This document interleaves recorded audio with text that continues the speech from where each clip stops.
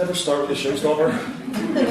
I expect you're wondering why I came on to Brimful of Asha by One Hit Wonders Corner Shop. You're thinking, nice one, Joe, start with something a bit Asian-y. But not too easy, don't want to spook the horses. Start with something that lets you know you're in for an evening of authentic, ethnic comedy. A challenging one, certainly, but an entertaining one. And one, maybe later on today, maybe next week, you'll sit bolt upright and go, I've never thought of things like that before. Jesus, that was really powerful. That's not why I started with Brimful of Asha by One Hit Wonders Corner Shop. The reason I started with Brimful of Asha by One Hit Wonders Corner Shop was that I needed to tell you that I once went 10-pin bowling with Corner Shop. This is true. It was me and Corner Shop and Graham Norton before he was famous in Leicester, or anywhere for that matter. So it was me and Tajinder from Corner Shop against pre-fame Graham, as we used to call him, and the other guy from Corner Shop. Can't remember who won. That's not important. What is important is that I got to impart that information to you. It's important to me. And it's also, from your perspective, it's important for you to understand what kind of individual you'll be spending an evening with tonight. Good, we're on the same page. Right, let's press on with this glorified slideshow, as some asshole on social media said. Thanks, little brother. Before we begin, an introduction of sorts. This is the first time I've done this sort of thing. I've stood up on a stage, laid my soul bare about growing up here in the 80s and 90s in war-torn Belfast, interweaving it with the tale of how my parents, a Pakistani Muslim man and an Irish Catholic woman, got together, raised a family, and all the while intertwining it with the fraught relationship I had with my father, whose life was cruelly taken away by death, by murder, thereby, in a scenario of almost unbearable cliche, preventing me from ever making my peace with him. And along the way, we'll be celebrating difference, examining the other, what it means to be afraid of difference, and what it means to belong with slides. Great, we're all on the same page. One more thing, before we embark on this ethnic odyssey together, I've prepared a preparatory glossary for you all. Yes, it's that sort of show. A preparatory glossary. A few mythbusters just to make sure that we're relaxed, seat-belted, and ready for this journey together. Okay, Maestro, if you please. Myth number 1. The Irish are the friendliest people on the planet. Caib Neil Fulcha, a slap on the back. The ready offer of an alcoholic beverage. The crack. Dear, oh dear, oh dear. Basic schoolboy error. Don't get me wrong, there are perfectly lovely Irish people, as there is perfectly lovely people. But as far as the old R word is concerned, that's racism, not republicanism. It's not that sort of show. As far as the R word is concerned, the Irish are up there with the best of them. Everywhere the Irish have gone, they've become the assholes. The New York cops, the Australian land grabbers, the Confederate slave owners, plenty of them. Bono. That's not fair. That's not fair. Everywhere Bono goes, he unites races, colours, and creeds in the huge desire to give him a shoeing. But Bono aside, maybe in spite, or maybe because of Bono, there are racist Irish people.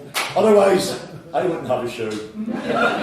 And before you're thinking, where does he get off? He's Irish, thanks, I am. That's how I know what I'm talking about. But also, am I Irish? That's one of the things we're going to be exploring tonight, and by the end, you'll know for sure whether I'm Irish or not. If you're thinking in the audience, I'm not Irish, I'm not fucking Irish, I'm British. Fuck you, you're Irish. Me too, Chris, do you nuts? You live on the island of Ireland, albeit apolitically. You're Irish for the purposes of at least tonight, so get over yourself. And if you're not from here, you're probably okay. Unless you're a racist, in which case, what the fuck are you doing here? Oh, you might be thinking at this stage, lighten up, Joe. Why so prickly about racism? Lighten up, man. Well, it turns out that I literally have. I bumped into an old school friend of mine, Karen, not long ago in a pub. Hey Joe, that's Karen speaking by the way. Hey Joe, how's it going? She sounds alarmingly like me. How's it going, Joe? Me? That's me. I'm going great, Karen, I said, feeling particularly swish in my new shoes and continental swagger. That's great, said Karen, but Didn't you used to be browner in school?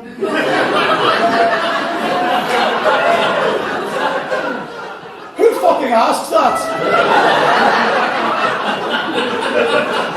But you may as well, browner.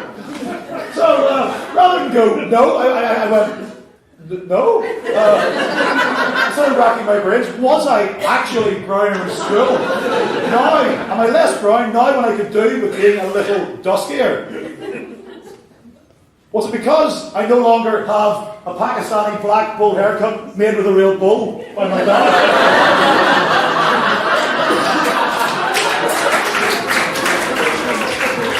Did that make me seem browner?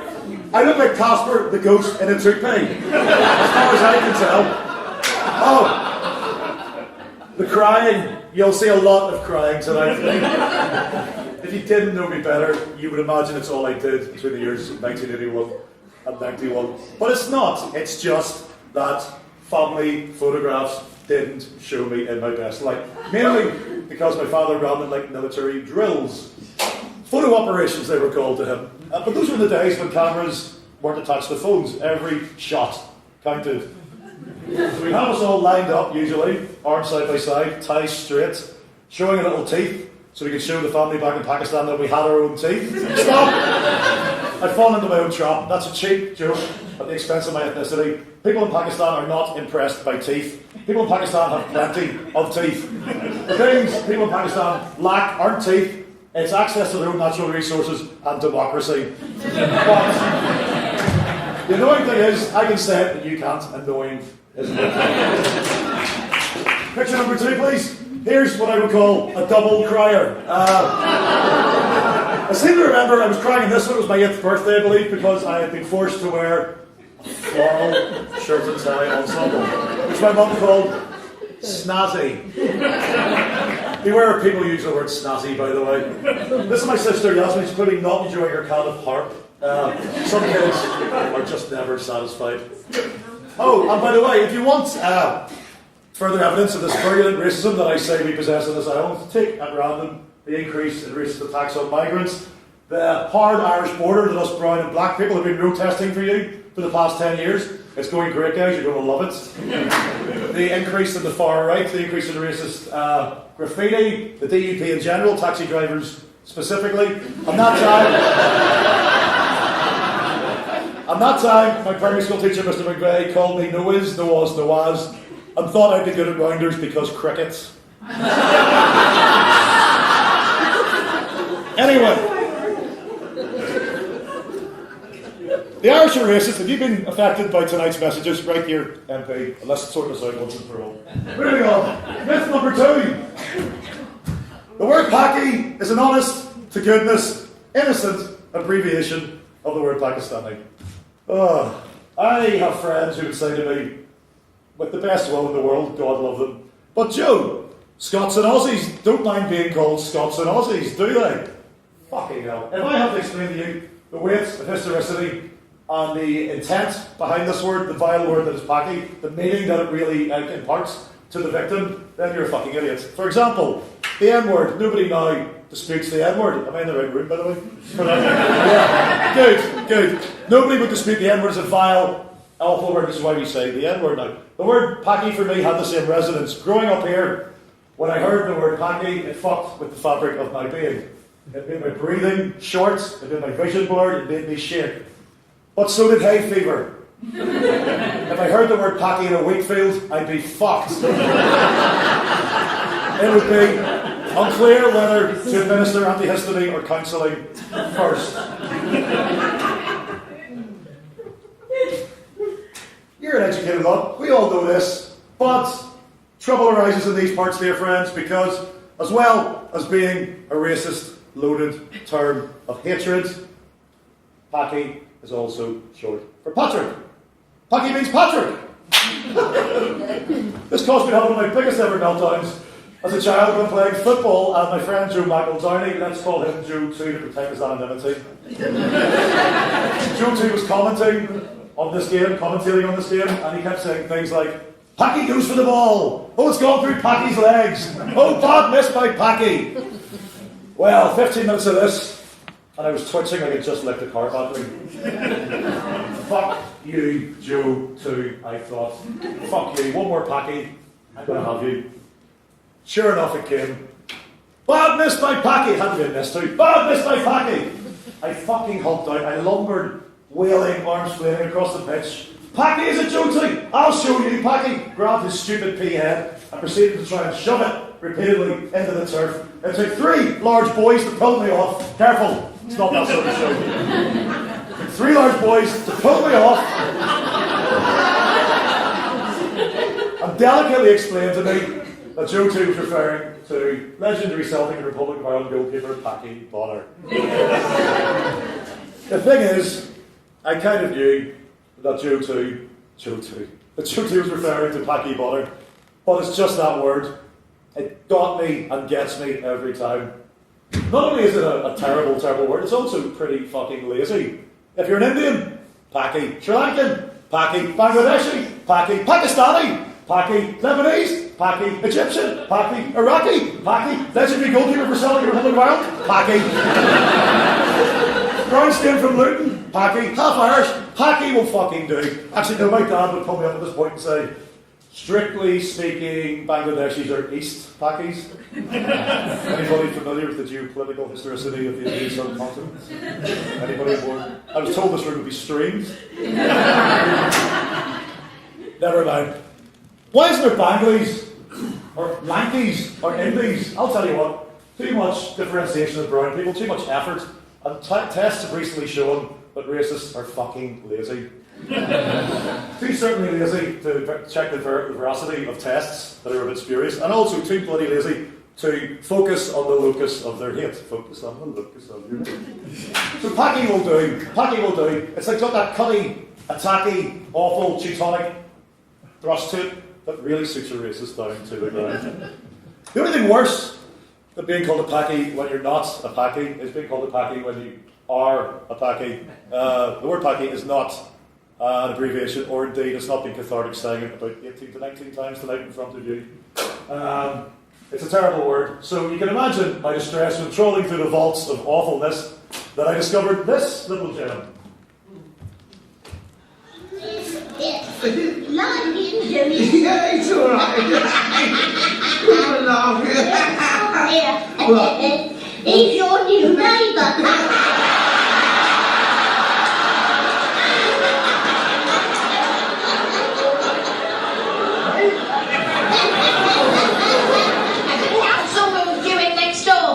Oh yes.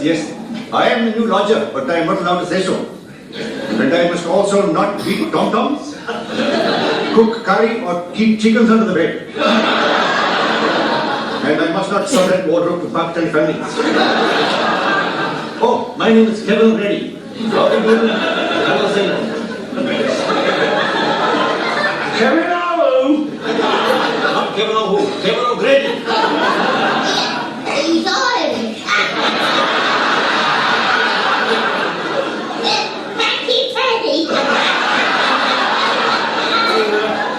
What part of Ireland are you from then? Bird Cork?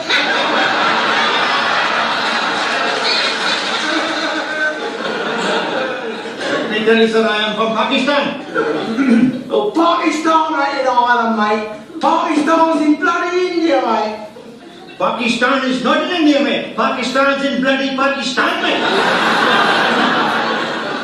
Bangladesh is in India.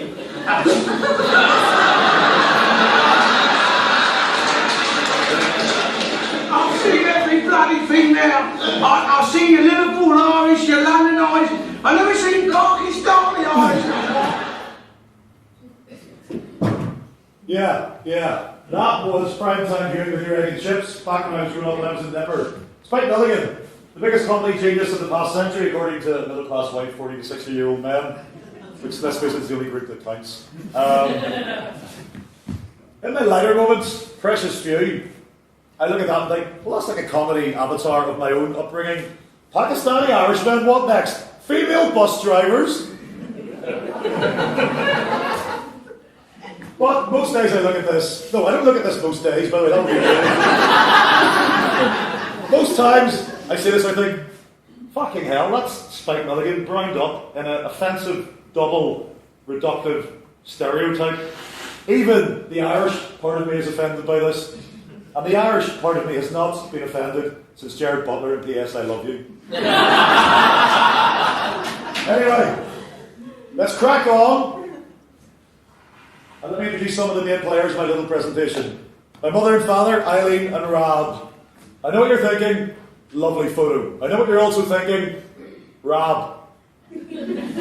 Rest assured, my father is not from a Punjabi family of string vest wearers addicted to high-strength lager. It just turns out that Rabs are all over the world, and there's lots of Rabs in Pakistan, as well as Scotland. My mother, Eileen, born and bred on the Lower Lisburn Road, the only Catholic family for a square mile, and things were okay for my mum growing up as the part of the only Catholic family along the Lisburn Road. Just the odd bit of sectarianism, the odd bullets through the letterbox every 12th of July, just to friendly remind them of who they were. The odd danger run to school with stones and worse being flung at them as they made their way to their little papal hut of education, as I believe it was called, every day on the school run. But nothing too bad, you know. Simpler times, no real harm done. My mum was one of 5 children, born to a tailor and a former maid. And here they are. Aggie, I'm not Paddy, sorry, not Packy, but Paddy. Don't call them Packy. So Aggie and Paddy, my grandparents, aren't they a snazzy couple? Enjoy that, you won't be seeing any more of them. So Mum was quite headstrong and very intelligent, but as a working class girl with intelligence, as a woman from that background in that era, nobody bothered or thought to be able to tell her that, or even to think that she might be able to do something with that. The only opportunities for a girl from that particular background of that generation was O-levels and then a secretarial course, maybe bar work. But all that, of course, was just marking time until you find yourself a bicycle. Husband, I'm only kidding. Husband, yes, a husband, to make everything all right. To provide, to give you children, to bring home the bacon. That last bit was never going to fly with my Muslim father. For him, the very concept of bacon is more revolting than eating toenail clippings double dipped in shit. Yeah.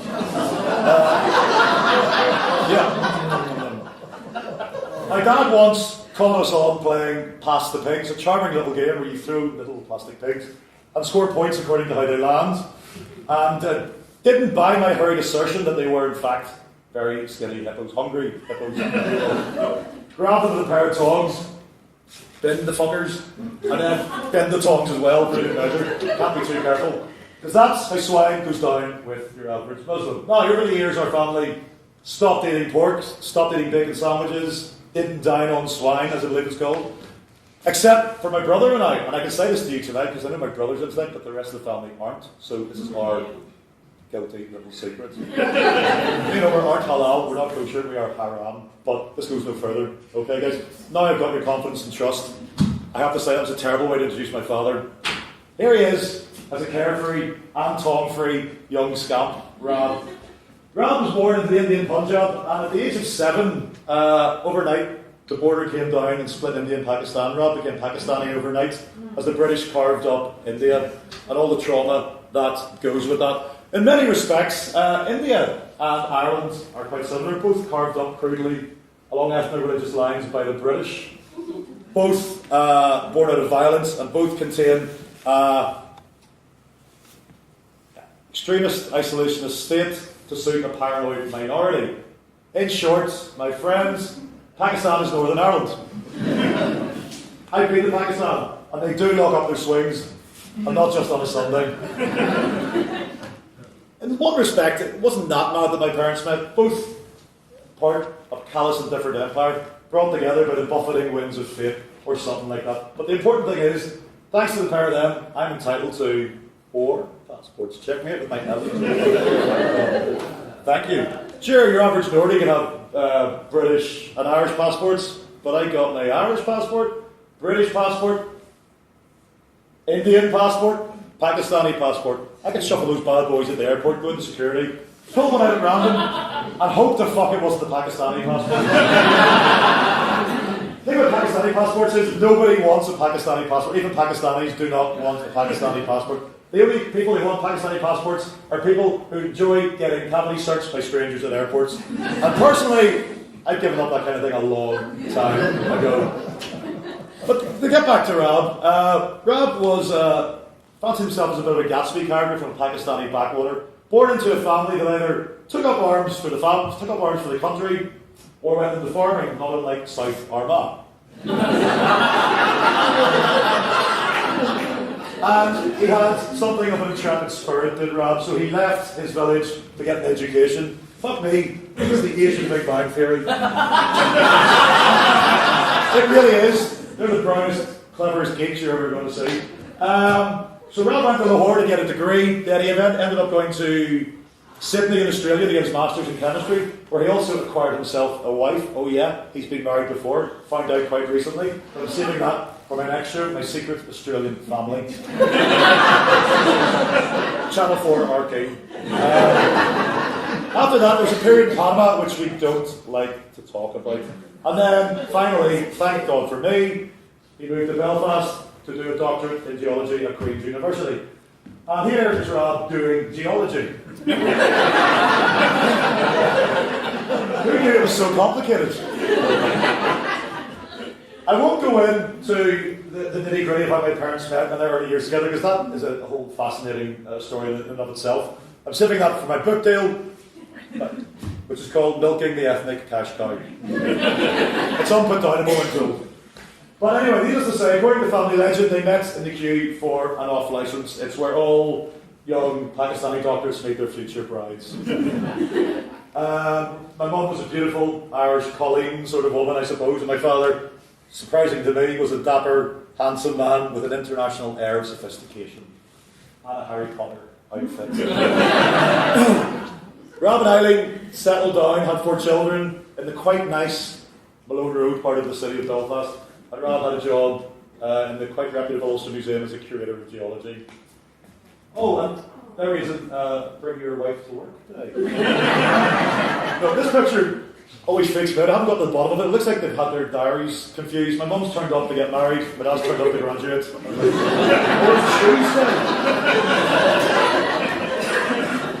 At this stage of the game, people usually say to me, Malone Road, oh, Mr. Fancy. Oh, Malone Road, didn't you have it fucking fancy? Mr. Toffee knows, fuck that, I am not having that. Ours was the smallest mansion on the Malone Road.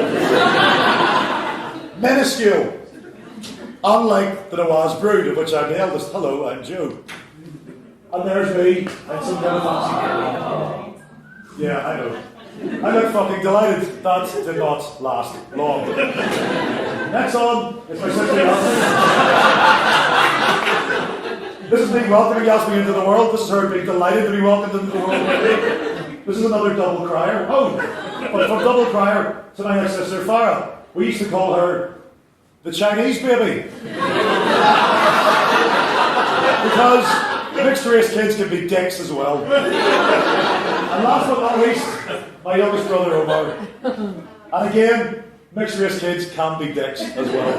My sister came to see us last night and confessed to me that she drew that moustache on my brother's face 25 years ago. It's been a family mystery for a quarter of a century.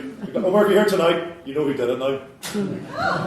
Right, I expect you're wondering about the difference in our names. Of course you are. Between me, Joseph, hello, and my siblings, Yasmin, Farah, and Omar. That's Yasmin, Farah, Omar, and Joseph.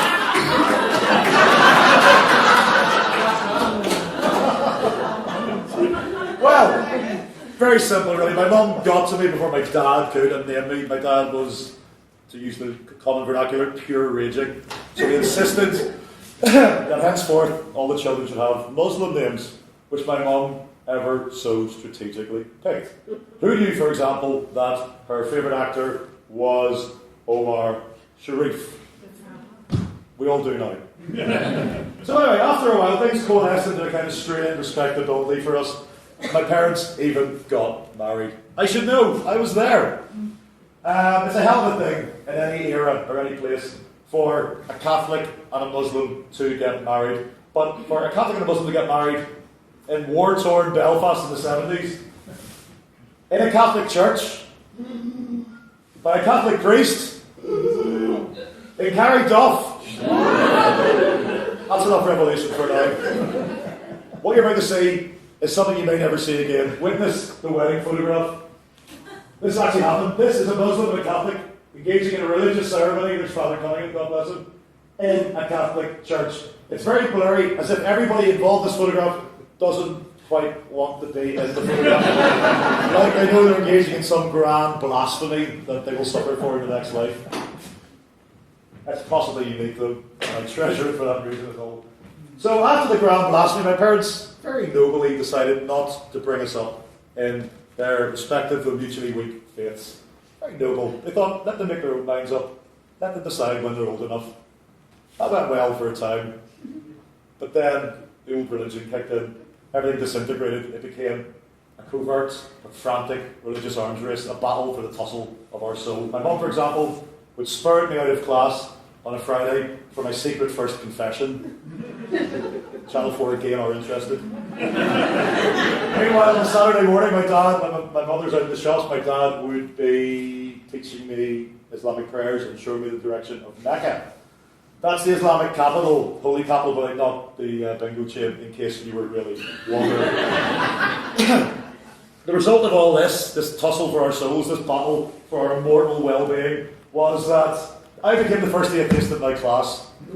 Turns out that being inculcated in two faiths concurrently leads to atheism. Don't do it, kids. Amazing. But my mum got one coup de grace in before all that happened. My mum managed to get me confirmed. Yes! There's me all getting ready to be confirmed. She told my dad we're going to visit a sick relative in Fermanagh. I was in the car. I got changed into my finest kickers in the car.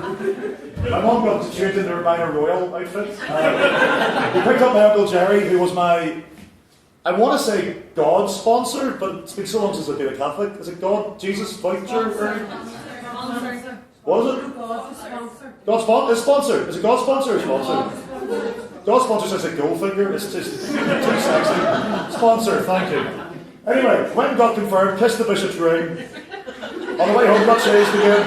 Went back home, and my dad didn't bat an eyelid. We'd been gone in about 2.5 hours to visit a sick relative in Fermanagh. That's always been a mystery. But the fact of the matter, maybe he knew and just didn't want to face the facts. The fact of the matter is that I got confirmed.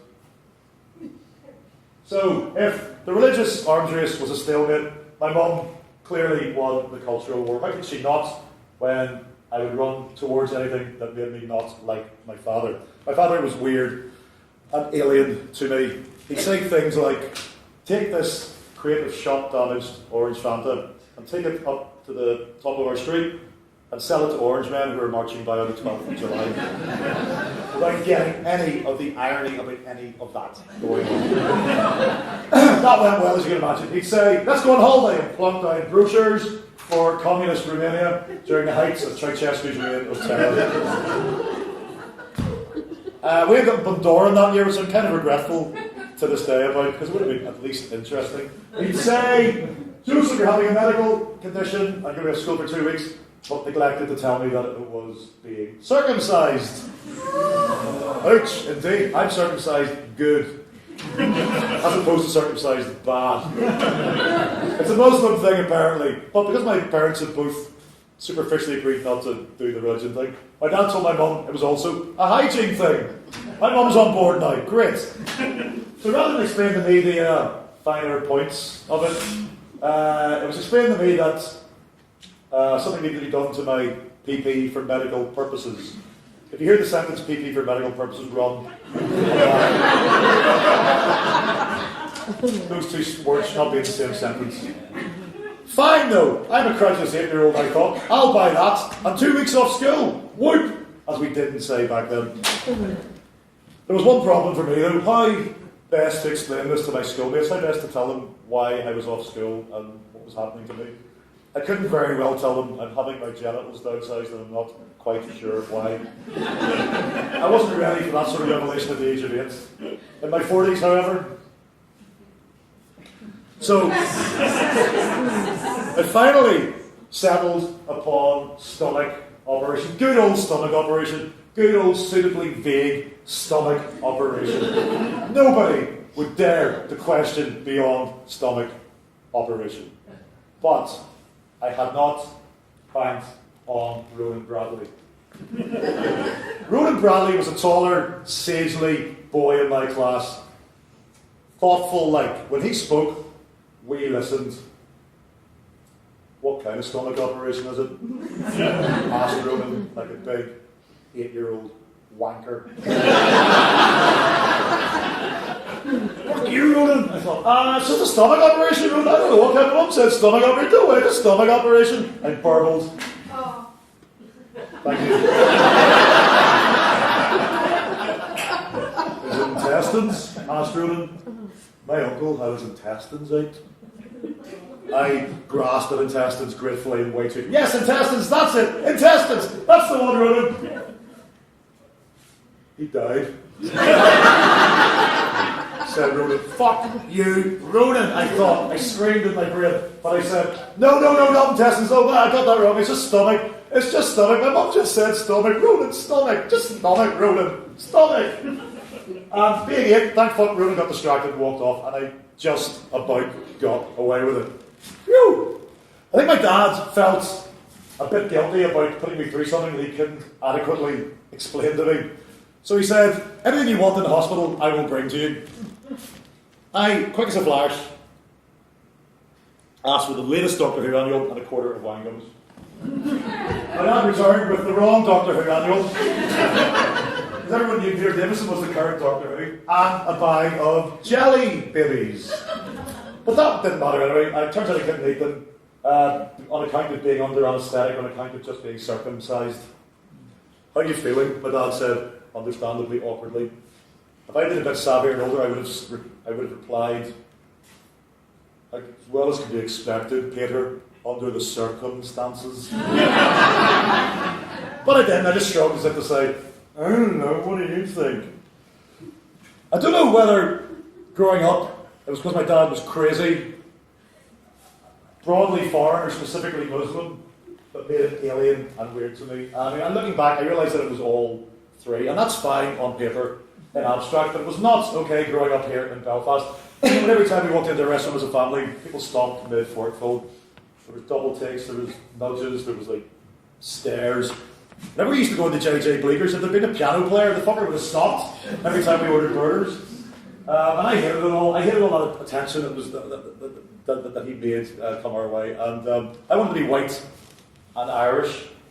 And it did not help that well-meaning people often drew unwanted attention for the best of reasons to us and to me. Ronan Bradley, him again!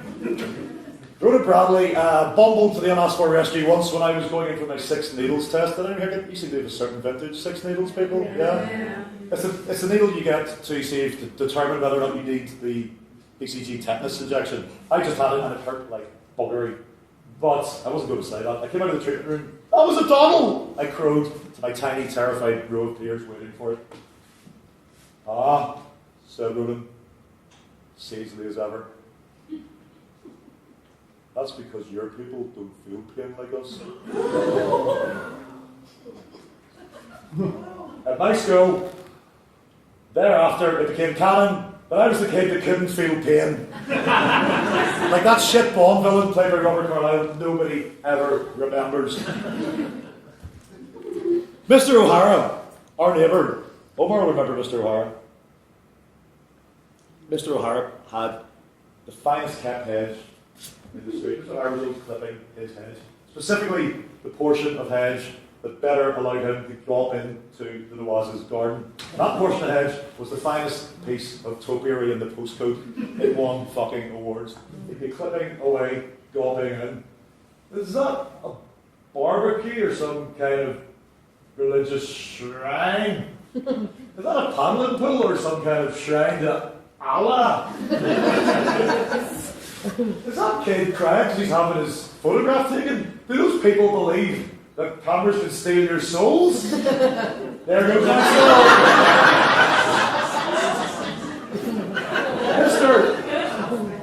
Mr. O'Hara the most well-meaning racist I knew growing up.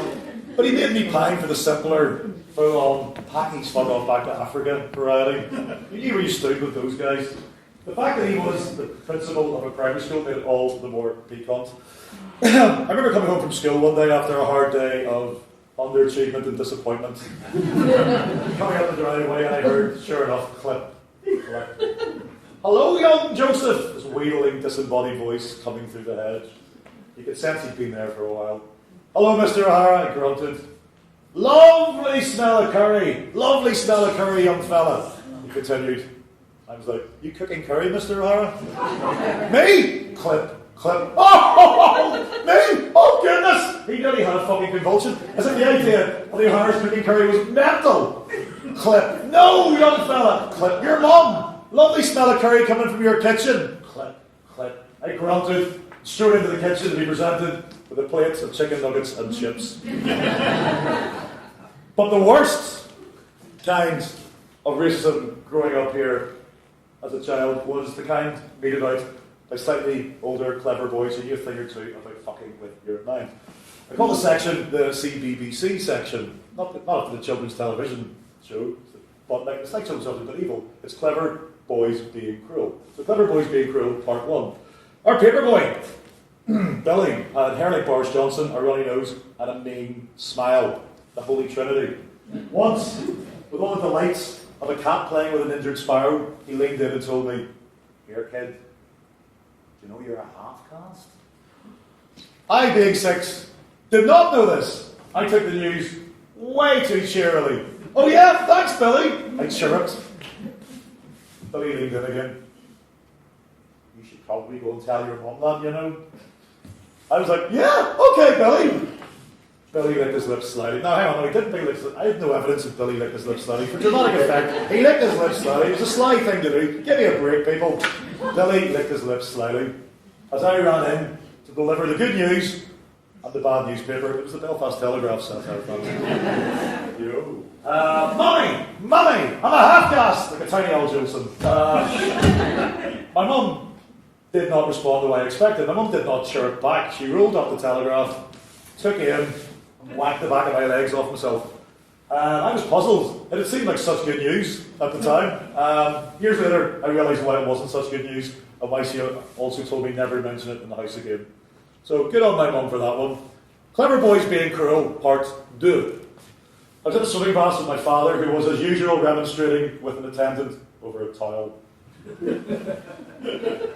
2 worldly, older-looking boys clocked me, made a beeline towards me, all friendly and chatty and whatnot. Now, this was 2 years after the half-caste incident, so I was a little bit more savvy, but even though I knew there was something wrong, I couldn't quite put my finger on it. "Here with your dad, are you?" asked the bigger of the 2. Yeah, I said, in my usual wheedling voice. "Like swimming, do you?" said the bigger of the 2. Yeah, I said again, answering the question with a question like an idiot high-pitched Jesus. "Like films, do you, kids?" Yeah, I really had to stop talking like that. "Yeah," I said again. Totally out of my depth. Only metaphorically speaking, though, it was the shallow end. The younger, the smaller, the more weaselly of the 2 friends started leaning in as if something fiendish was about to happen. "I've been watching a lot of films recently," said the bigger boy. This time I stood my ground. Yeah, I like films too," I responded, not really wanting them to get to any sort of point. The weasel started laughing, or croaking, or shrieking, whatever it is that weasels do. The larger one said, "Saw a film that you like." I hoped against hope that it was Ghostbusters. It wasn't Ghostbusters. Yeah. "Gandhi, seen it?" I nodded more in resignation than acknowledgement, because I hadn't seen it. "Should probably go and tell your dad that. They always want me to tell my fucking parents this stuff. I don't know what that deal was. But there was more. The bigger one then said to me, "Do you want to come and watch some movies with us?" I know what you're thinking now. I know what you're thinking, Joe. Lighten up. Lighten up, Joe. We're trying to be friendly. You're a paranoid wreck. Well, the joke's in all of you. Because when I said I'd better go check with my dad, The bigger one went, "No way, my mum would never let a Paki in the house!" And they fucking swam off like two big shits who just dropped the mic in the pool, which I wish they'd literally done. As I doggy paddled back to my dad, who finished remonstrating with the attendants, I, not for the first time, hated him. I hated him because he drew unwarranted attention towards us. I hated him because of our stupid surname. I hated him because in society comprised mainly of two pinkish, homogenous tribes, he made us different. That was on him. When he used to drive me to friends' houses, I used to ask him to drop me off a couple of blocks before so I could walk the rest. I want to get some air, I'd say. But we both knew really why I wanted to get out before my friends saw him. My friend was other, so my father was other and vulgar to me. No other people's fathers or mothers got me out of the post that looks like this. For example, but I'm going to give you something here, guys. Brace yourselves. Be gentle with it. These, my friends, are letters in Urdu. It's the language that my father did tongue. Enjoy, pass on. Or you've probably seen that one before. Yeah. Now, Urdu is a beautiful language. It's the language of the Punjab and a lot of Pakistan. The only time I heard my father speaking Urdu was when he was arguing down the phone back home to someone in Pakistan.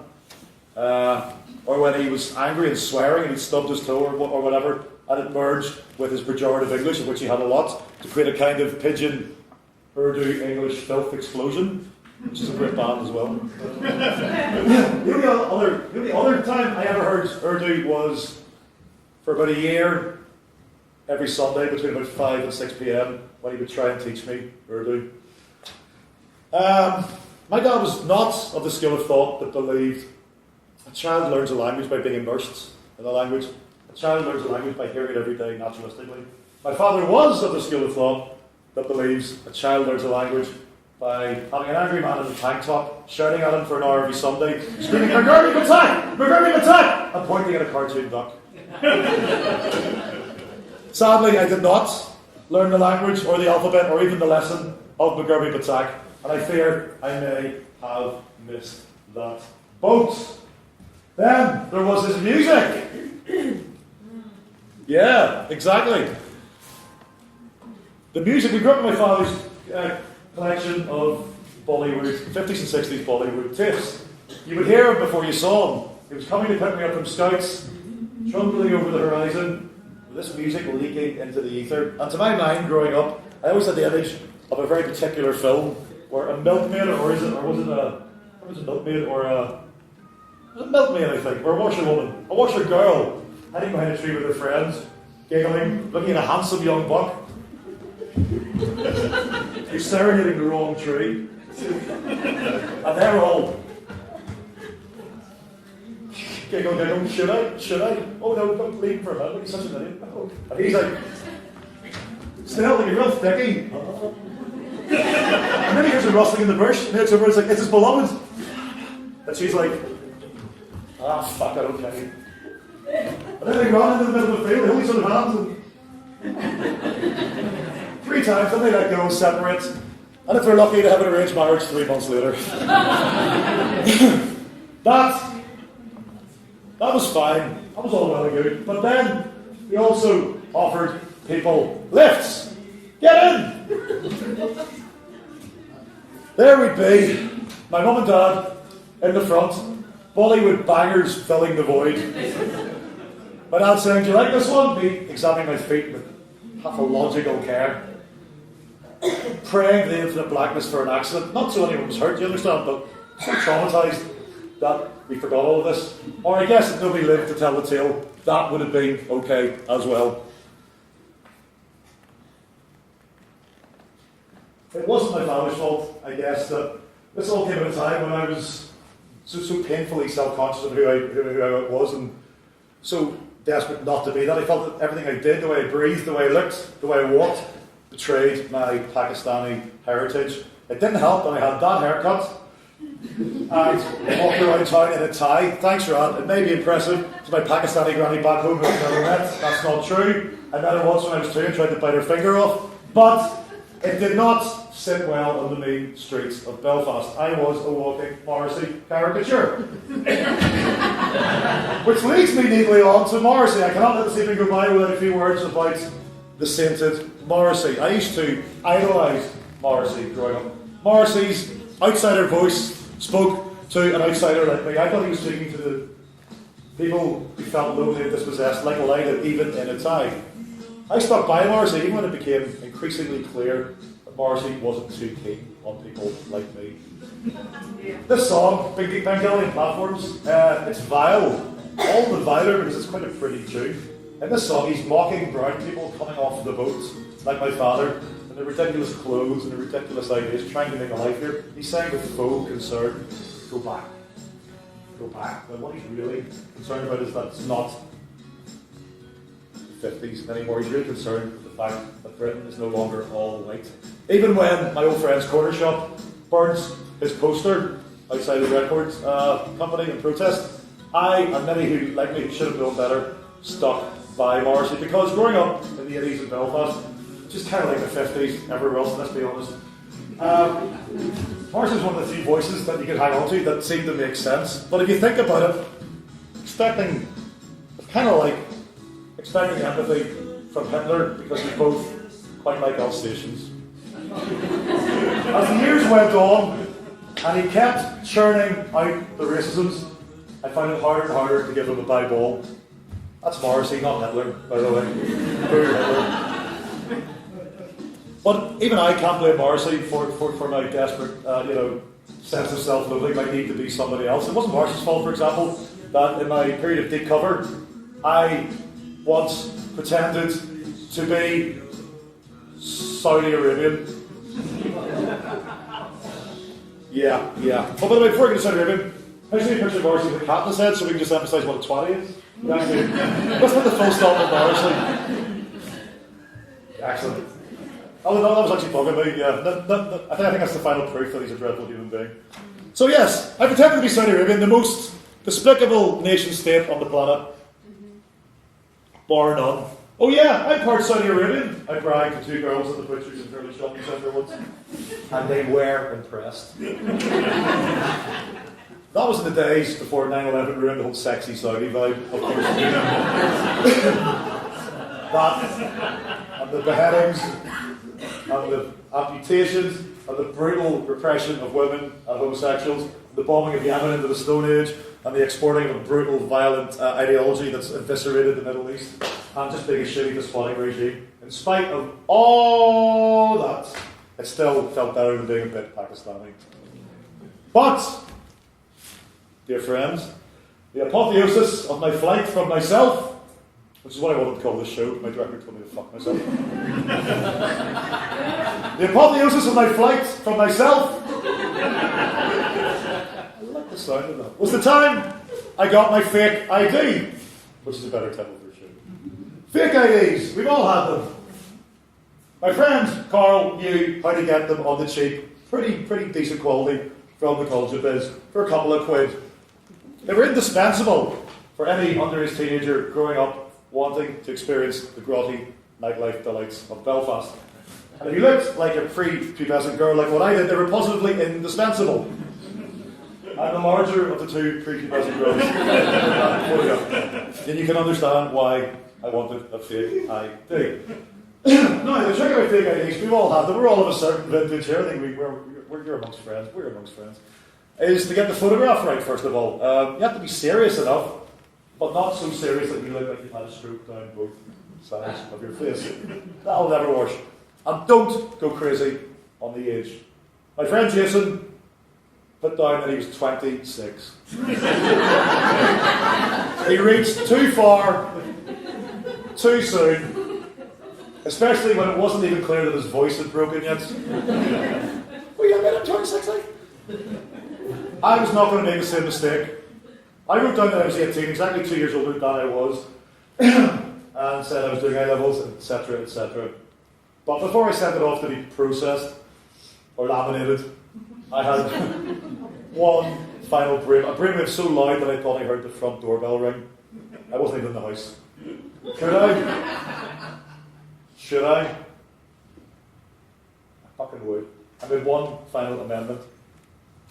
I changed my surname from Joseph Nawaz to Joseph Donnelly.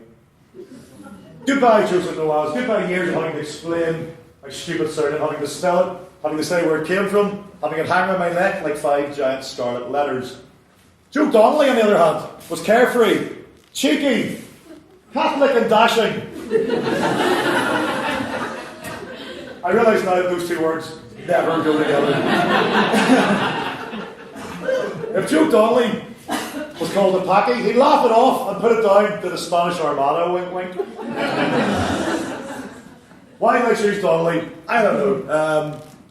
Okay name, I suppose, but also I didn't know anybody called Donnelly. That would have been weird. The only thing that would have been weirder would have been if my parents had found that I changed my name to Joseph Donnelly. And that's exactly what happened. I was downstairs one Sunday evening, watching the Money programme and chuckling about my secret identity, when I had a call from the stairs. "Joseph, what's this?" My mother. "I don't know," I said, busy being engrossed on an article about the value of the Japanese yen. "Well, it's got your photograph, but it says Joseph Donnelly." Suddenly I did not give a fuck about the Japanese yen. I was yelping and grasping like a frantic Elvis impersonator. "Give me that! Give me that! It's not for you! Give me that!" My mum didn't give me it. Instead, my dad turned around, now distracted also, away from the Japanese yen. "What's this?" "Well, now, it says Joseph Donnelly, but has Joseph's photograph on it." My mum repeated, helpful like, "You've already said that!" I said, "Just give it here! It's not for you!" My dad now stood up. "So, it has your photograph, but it says Joseph Donnelly. Have you stolen it?" said my dad, getting the wrong end of the stick as usual. I went, "Oh my God, you two mental! It's a fake ID!" I was a sweating, puce lunatic. "Just give it here! Are you two? It's just for going out, you know? It's like, not for drinking, just for going into clubs. It's a fake ID!" And my mum and my dad looked at each other, looked at the fake ID, looked at me and said, "But it says Joseph." "I know it says Joseph Donnelly! We've already been through that! Just get it's a fake ID!" My mum said, "But Joseph, people usually only change their date of birth, don't they? Not their name." And that was it. I had nothing left. I slumped. I didn't get it back. I didn't ask for it back. It was never spoken of again. But we all knew what had just happened. I cursed the name Donnelly. Fucking stupid name, Donnelly. Who wants to be in? Is there any Donnellys in here tonight, by the way? It's a cracking name. This is just for the purposes of the narrative. When I was a desperate identity fucking less team, again, I would steal their name in a heartbeat, Donnellys.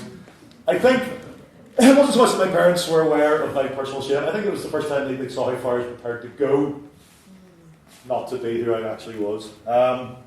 In my defence, as the accusatory lights shine upon me, in my defence, I didn't have much in the way of Pakistani role models. There was my father, a couple of oddballs from the Islamic Centre,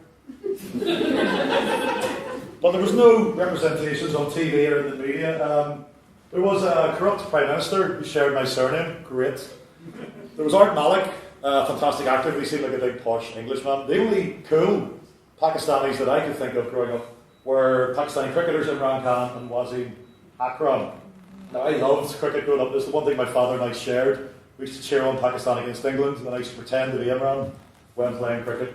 But I'm not sure how good they were as role models. They were distant and glacial and impressive like the Himalayas. But look at them. They're like a pair of brown rolling stones as opposed to Pakis, you know. These two magnificent beasts may have been great, and I loved them, but they were a million miles away from Joseph Nawaz and angry exhortations about me wasting my life and fights about religion and just frictions. My father, you see, was an accidental disciplinarian. He was caught between two cultures, and he fancied himself liberal and permissive, and I think he was, even right up to the point he had kids, and then became a Pakistani father, and all that entails, and me as his oldest son, and all that entails for a Pakistani father. And as he fought and struggled and tried to force me into the professions, medicine or law or one of the professions, I resisted, because I thought it was my right to do what I wanted to do, to be what I wanted to be, which turned out to be a hedonistic wastrel for about a decade. Luckily, my sister Jasmine and Farah took up the slack that I so generously provided for them and became hugely accomplished medics and human beings. And Omar, he's not a bad lad. When I was 13, my dad's sister Fatima died in Pakistan. Tell him you're sorry, my mum said. Go to him, tell him you're sorry and ask him if he's okay. I didn't know how to do that. I didn't understand how to make an emotional connection with my father. The idea of it horrified me, so I grunted something vague about, you're right. And he went, that was it. That's the extent of it. The idea of my father acting or behaving as a human, or being a human, was just too mind-blowing for me at that age. I mean, I failed to appreciate how lonely he must have been, how removed he must have been from people he loved, how much he'd given up with my mother to be here and raise us in a cold, hostile climate. But none of that occurred to my self-absorbed teenage adult brain. Around about that same time, my mum's brother Jim was murdered by loyalists. But whenever Jim was murdered by the UFF for being a Catholic with a loud mouth, part of me was thrilled. Strange as it may seem, it made us feel like we belonged. I felt that we were an acceptable part of the local landscape. Now, I know that's not how it works, I know that's slightly mental, but I was desperate to cling onto anything at that age, and that completely resonated with me. But the one episode growing up, the one event that crystallizes everything about the dynamic between my father and me, this weird, uneasy, shifting relationship that we had, was the time he picked me up from tennis practice. Now, I haven't been going for ages. I got my dad to drop me off in my whites. I quickly slipped into my street gear, some stonewashed jeans and a Depeche Mode t-shirt. Hot-footed into town, then hot-footed back into the whites in time to be picked up again. This week was no exception. My dad rolled up in time. I just got time to get my whites on and do a little jog around the block. Make it look like I've been doing a bit of exercise as opposed to a little bit of smoking. My dad seemed stern, but he always seemed stern, so I didn't see any alarm bells ringing. Hey, just in time, I chirped as I jumped in. My dad said, grunting. Yeah, great session. I'm definitely getting better. I was such a little show-off, especially when I was lying. My backhand is like, I don't need lessons for much longer. I want every single, my dad was saying. His knuckles white. But my tennis whites were blinding me from my dad's white knuckles as we pulled up the Shaftesbury Square and the lights were just about to change red. Yeah, definitely. I mean, my God, I can't think of anybody else in the club who can beat me now, Dad. I mean,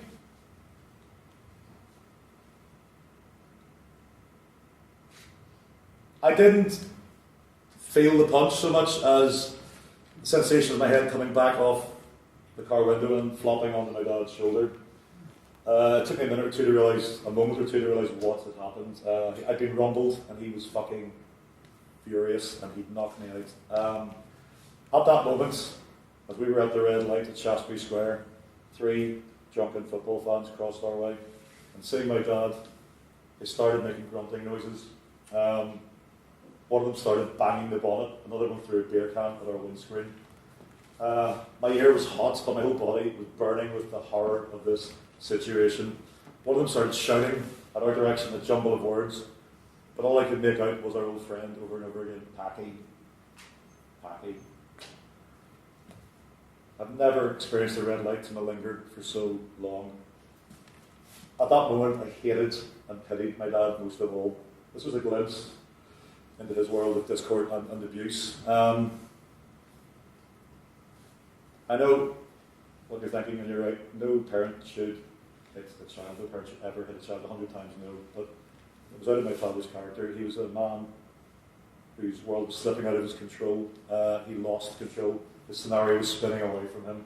He was an educated, clever man who was reduced by others to a stereotype. He was a kind man who people shirked from when he offered to help them change a tyre, for example. He was a selfless man who felt frustrated and impotent about the things he couldn't fix at home and abroad. And he was a hard-working man who knew that his rewards would never be sufficient to his labours. and he hit me, and he felt terrible, but all the while he was hating himself, he was getting on with the business of being, which must have been the hardest thing of all. The light changed green, to green eventually, and we drove off. We never spoke about this thing. I don't think I played tennis after that either. That was the beginning of the end of my Pakistani problem. Not long after that, I moved out of the house. There was no way my dad and I could live under the same roof for long. My siblings grew up without being defined human beings.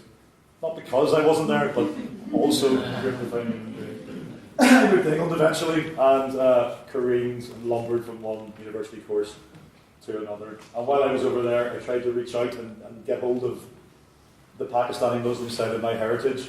But when I tried to make connections with my Leicester Muslim friends, they just laughed and called me Irish Joe. Had to go to England to be considered Irish. Fucking typical. By that stage, though, I didn't particularly care to be part of that tribe. When I was there, I actually had a son, Eli. He was the only grandchild that my father knew. He was, in fact, babysitting him a day before he went away to Pakistan, and his death on the 6th of October in 2004. Typical Rab style. He bought a holiday home, not in Donegal or the south of France, but in the 8th most dangerous country in the world, Pakistan. And he was going there to fix the house, and he never came back. Murdered by Pakistanis. The irony, the full circleness of that. I'm not going to go into the details of how impossible it was to get his body back across international lines. Easier to bring a fucking poodle across international lines. I'm not going to go into the story of how our family travelled en masse to Pakistan to find his grave and settle his affairs. I'm not going to go into the details of how we still don't know how or why he was murdered. All that's for another time. That's a different story. This story is about what Rab brought to these shores when he came here, like many before him and many, many after him. Admittedly, he was one of the first to choose Belfast, but we wouldn't be here if he hadn't made that mental decision. Now I look back on that time in my life, it's like a bad soap opera that happened to somebody else, and I can now finally marvel at the achievements of my parents and celebrate my identity in exactly the same way that I shirked from it when I was younger. I'm not Pakistani, I'm not Irish, I'm not a Paki Paddy, but I'm here and so are my family. Yeah, that's working. And so is Eileen and Rab's legacy, and I'm touched with the same stuff as the mad old fool who once, when he heard with dismay that I was now studying drama, then watched an episode of Casualty and had a brainwave. Well, if he can't be a real doctor,